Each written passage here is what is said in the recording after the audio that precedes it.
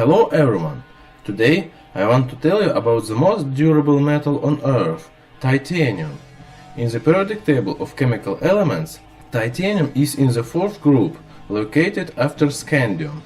In nature, this element is found in the composition of minerals, such as titanite and rutile. Pure titanium usually is silvery gray and is lightweight metal, with the highest ratio of strength to weight of all the elements. This means that a plate made of titanium will weigh 50% less than the one made of steel. On its strength, me and my friends have decided to conduct a grand experiment, comparing the different metals for resistance on bullet impact. I took a sheet of aluminum, titanium and steel of average strength. The thickness of titanium and steel was 2 mm and 3 mm for aluminum one. For this experiment, we went to a shooting range and took a lot of weapons to do the experiment with. I want to assure everyone that all the participants in the video have a weapon permit, as well as we took all the security measures to conduct these experiments, and of course receive the authorization of the shooting range for this. Do not attempt to repeat such experiments.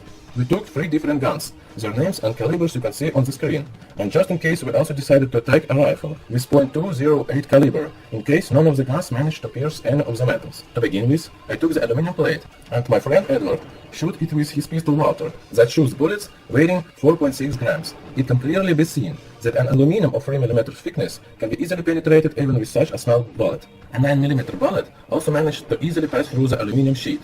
Now let's try the steel plate. A bullet fired from the Walter left only a small dent on the plate. However, my friend Roman with his pistol firing 9 mm bullets will try to rectify this situation.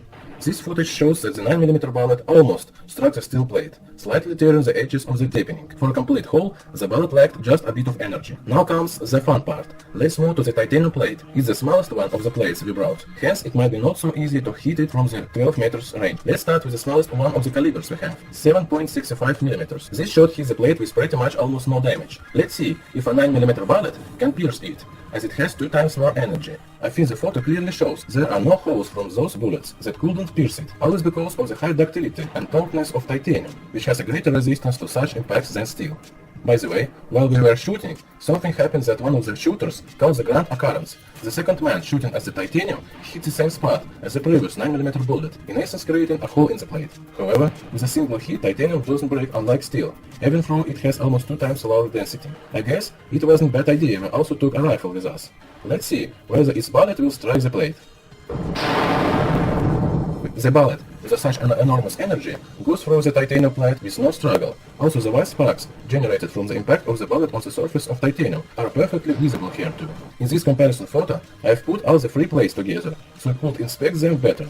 I think that these tests have proven the mechanical strength and lightness of titanium compared to other metals. Now, let's have a look at the chemical properties of titanium. This metal is highly resistant to solution of acids and alkalis because of the very strong oxide film covering the metal. Due to this property, the electrodes for electrolysis are made of titanium, for example, to produce hydrogen. For a greater resistance, these electrodes can also be covered with a passivate layer of oxides of transition metals. Also, titanium is quite a refractory metal and has a high corrosion resistance. It's oxidized in air only at temperatures above 100 degrees Celsius, forming titanium oxide. Also, in desalination stations, titanium propellers are used in pumps. The only acid which dissolves titanium is hydrofluoric acid. The reason is it's capable of forming water-soluble complexes that prevent formation of a protective oxide film. In acids, titanium is oxidized to the trivalent state, where it has a purple color. If you add a sodium hydroxide to this solution, also known as lye, a precipitate of titanium hydroxide will fall out. Today, titanium metal has a huge range of applications. The most important one is aviation. From this metal and its reinforced alloys, they make impeller turbine blades in the engines, as well as many other parts of the aircraft. Some of the parts of expensive cars, such as exhaust pipes, are made of titanium, due to its properties of having a beautiful oxide film. Also, cookware made from this metal is very durable and lightweight. It can be a good idea to take them for camping. Titanium is even added into an alloy with gold to make it more durable. In medicine, this metal is indispensable, since prosthetic, orthopedic and dental implants are made from titanium, all because of the excellent biocompatibility of this metal and the almost non-existent toxicity for humans. Of the titanium compounds, the most frequently used one is of course the titanium dioxide, which is an excellent inert pigment. It's added for creating white color in toothpastes, tablets, in all sorts of cleaning products like abrasive, and even in white plastic. Titanium nitride is one of the most solid substances. It's used to cover, for instance, the drill bits used for metal drilling. Also the domes of charges, some spoons and even the alkanon spinners are being covered with the titanium nitride instead of gold, as it is almost indistinguishable from gold in appearance and is much cheaper and stronger than the latter.